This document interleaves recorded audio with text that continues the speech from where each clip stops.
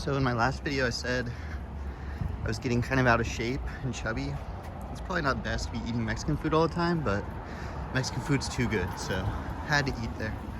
I thought before we ended it for the day I'd take you on one more walk, this time kind of through town, because I'm noticing a lot of my photos and things where I discuss Marquette, they don't really showcase the city very well, so maybe if we walk through town. I might be a little quieter on this one just because there are people all around and I'm gonna get tired walking up all these hills, but that's okay. But this is a city, this is the town itself. That's what it looks like.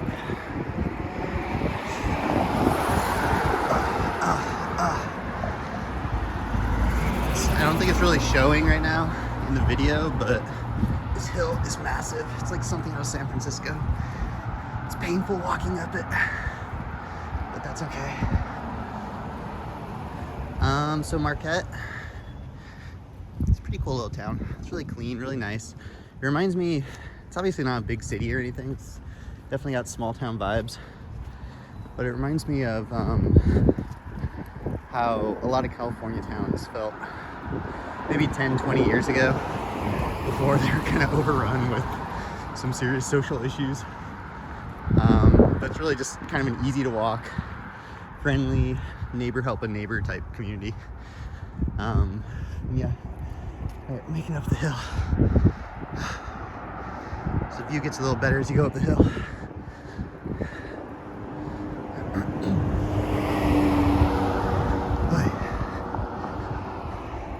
Gosh, it's just such a perfect day. Really can't beat this weather. Gotta get out and enjoy it while it lasts.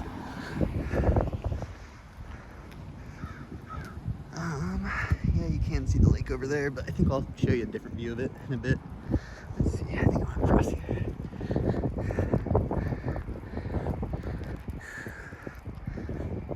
So there's the town. It's kind of like the main view, and then there's like one other view. It's also kind of a main view of downtown. Oh man, I ate so much food. It was so good though. Guacamole, enchiladas, and like the perfect Sunday morning brunch. They definitely have a weak spot for Mexican food. And I always am missing it. Because Red Bluff, California has such good Mexican food and so many Mexican restaurants. Probably like the most Mexican restaurants per capita, I would say. Just kind of crazy.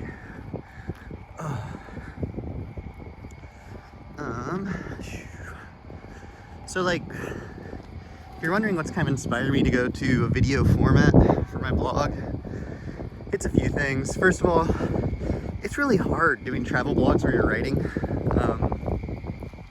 Writing takes a long time, and doing photography takes a long time, and then it's like you're out and about all day. And by the end of the day traveling, you might just be tired, you might just want to like go out and do some stuff in town. But if you're doing a travel blog, you gotta write it all out and put it all together. Sorry about this wind. And it can definitely take time. Sucks up a lot of time and energy. So being able to do it in real time, it's like I get the content out there, I showcase what I want to showcase, and then I'm done. And also it's just a lot more interactive, a lot more enjoyable, I feel like. So I got sick with COVID. There's our cathedral. I think they're having another mass right now, which is why the bells are ringing. I went there last night. So what was I saying? I completely forgot what I was saying. Oh yeah, it's just more interactive, interesting format. Like over the summer, late summer, early fall, I got sick with COVID, and while I was like sick on the couch, I really got addicted to travel vlogs. I started watching them, and even especially ones in Japan, which kind of inspired my Japan trip. And I just saw the potential for what the format could look like, how much more fun my blogs could be moving forward. And so I'm just wanting to get into it now. And I guess the one big hurdle is I'm not used to like just engaging in small talk. I've kind of, usually if you've ever met me or been in conversation with me, like I'm not really a small talk type guy, and I'll be kind of quiet. I'm not used to just kind of the stream of consciousness type talking. So it's definitely something I need to practice if I'm going to do this. And I don't think I'm like the pre-recorded YouTube video type of person. Hold on a second. So I definitely just need to get used to real-time type stuff. Wow, look at that view. That's pretty cool. It's such a crystal clear fall day today. It's amazing.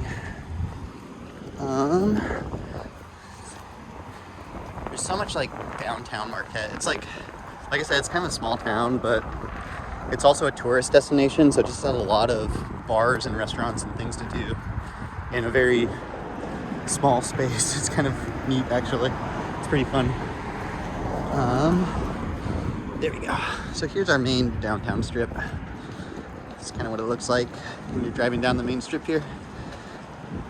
There's the Delft, which is pretty famous. It's like a movie theater / restaurant all in one. So they'll show like films there, older films, and you can have fancy brunches and dinners and stuff while there.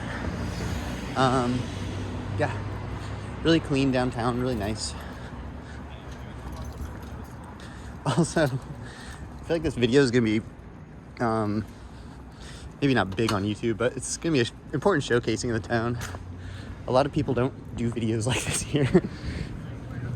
This place just opened. I still gotta go here at some point. It's a distillery / restaurant. It literally just opened in town like a month or two ago. Looks really cool.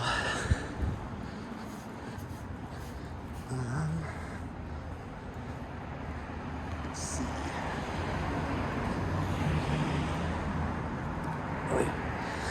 A lot of shops, a lot of local stuff.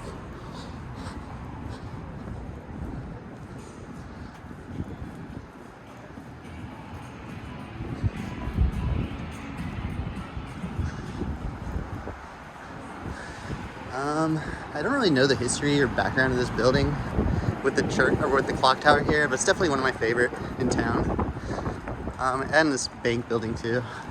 Just like really cool, like scenes out of big cities, but right here in a small town. In fact, when I first came to Marquette, like I didn't even go to the downtown area. I didn't go down that way very far. I stayed kind of here in the harbor. And these are the only buildings I saw, and I was just like, wow, these are cool. This is a cool place, cool architecture. And my opinion really hasn't changed much. Let's see. It's another kind of famous street here for the downtown approach, going that way. You can kind of see the hills in the distance. Look nice. Straight ahead, where I just had lunch. You can see there's like a balcony that people sit on, enjoy margaritas and cocktails and things while looking over the water. Oh boy. You know, the leaves in town, I feel like the trees still have leaves somewhat compared to outside of town. Outside of town, everything's pretty much bare, but here things sort of still have fall leaves, so I guess that's kind of nice. There's the ore dock that I showed in the last video, kind of up close now. You can see it's pretty big. It's impressive for sure. It's like a historic thing, so I don't think anyone will ever touch it, but my dad thinks they should like turn it into a big, long, accessible pier that you can walk through, like businesses and restaurants and things. It'd be kind of cool, but again, history.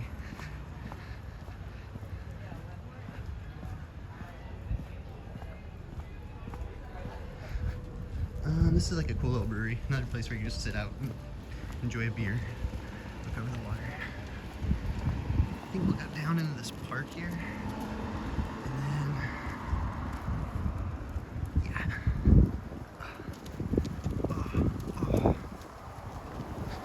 Doggo. I really need to get a dog. It's like on the to-do list, get a dog at some point. I wish I could just steal my sister's dog. If you've seen my sister's dog, it's like the perfect dog.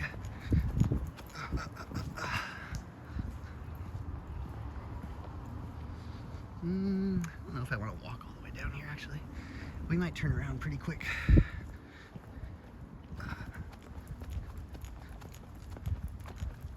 I will say, over the weekend, I've definitely gotten back in shape quite a bit.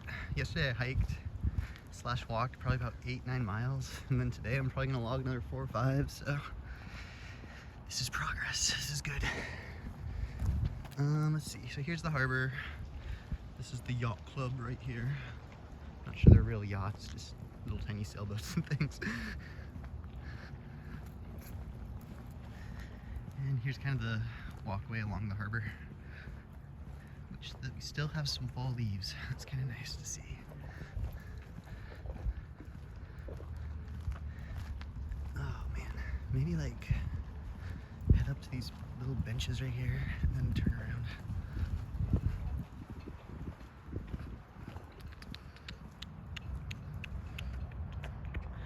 Here's the ore dock. Again, it's massive. It's probably the biggest structure in our town, is this defunct ore dock. Let's see. So along the waterway, there are a lot of like really nice, expensive condos and things. You can see over there. And there are a bunch on the other side too. I'll kind of show you walking back. Yeah, let's start walking back now. I think that's probably best. I don't want to walk all the way down here. Look at those trees. They still have tons of leaves on them. Man, everything's just bare where I'm at.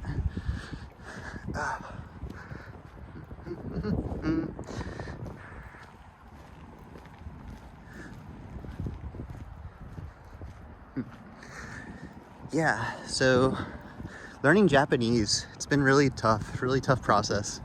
Everyone says it's one of the harder languages to learn. It's nothing like Chinese, which is a tonal language, and Navajo, which is a tonal language, but it's like all the noun verb structure is completely backwards from what we're used to in English. And then on top of it, you have 3 different writing systems. They have what's called hiragana, which is kind of like a basic, I'd say that's probably the closest to our alphabet here in English. It's sound based for sounding out words. But instead of each letter representing a consonant or vowel, each letter represents a consonant and vowel. So it's a syllable.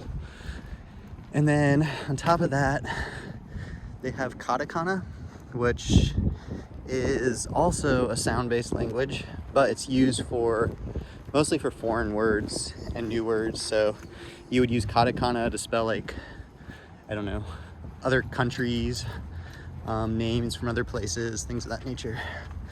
And then finally, there's kanji, and kanji was imported from China. It's kind of the symbol-based language, writing language, where each symbol represents a full word or idea. And so you have all 3 of these different things in Japanese, and they all kind of interplay. They use them all at the same time. So you could have one sentence that has hiragana, katakana, and kanji in it all at once. And so you really need to know a lot of different stuff just to read and do the basics. That's not even including the different sentence structure and the different words, which words are also kind of complicated just because there's so many syllables to them. Because again, it's a syllable-based writing system.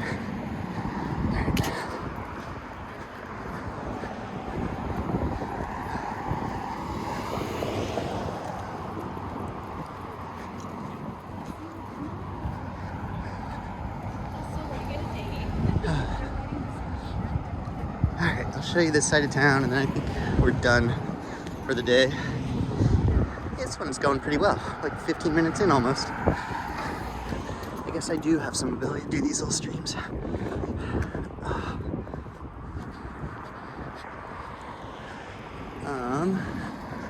This part of town's kind of like newly renovated, so they're older buildings for sure, as you can see, but newly remodeled. So it looks really nice and built up pretty well. And there are like all sorts of, again, apartments and condos.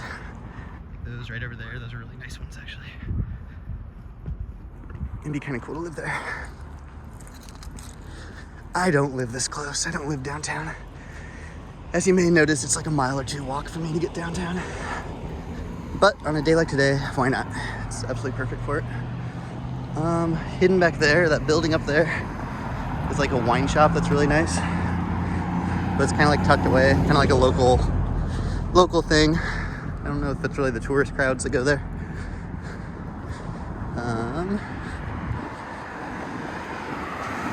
See, we have like really nice bike paths and walking paths and things. It's really well kept.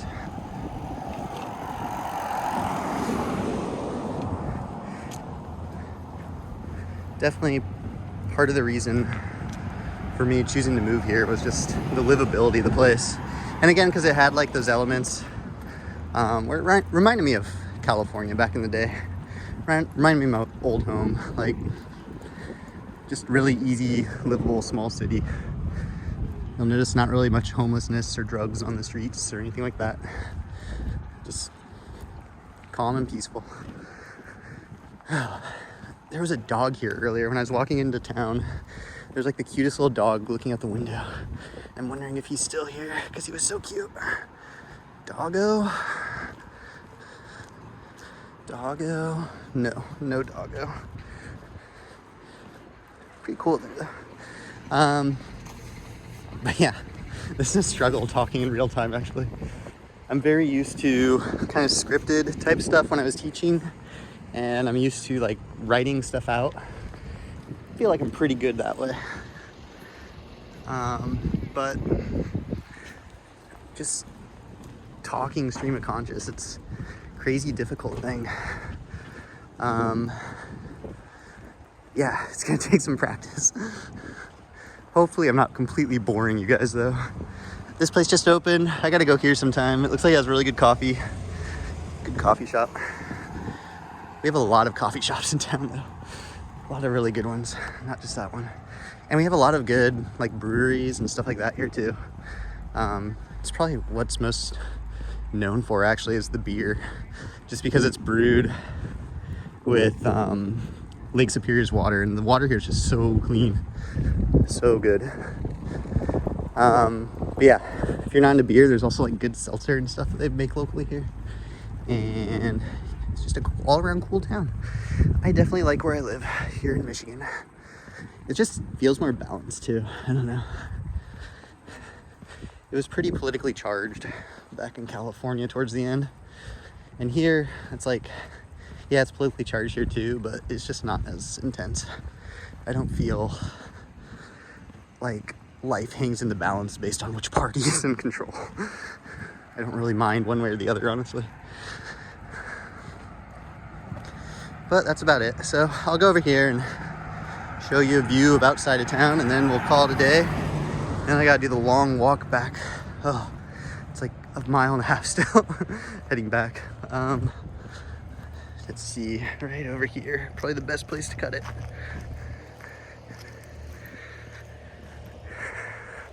Here's the Hampton Inn. It's usually where I stayed when I was vacationing here. But don't stay during the summer, it's insanely expensive. But yeah, there's town, and there's outside of town. All right, everyone. Oh, look at that, it's so pretty. I think I'm checking out here. Sayonara, everyone.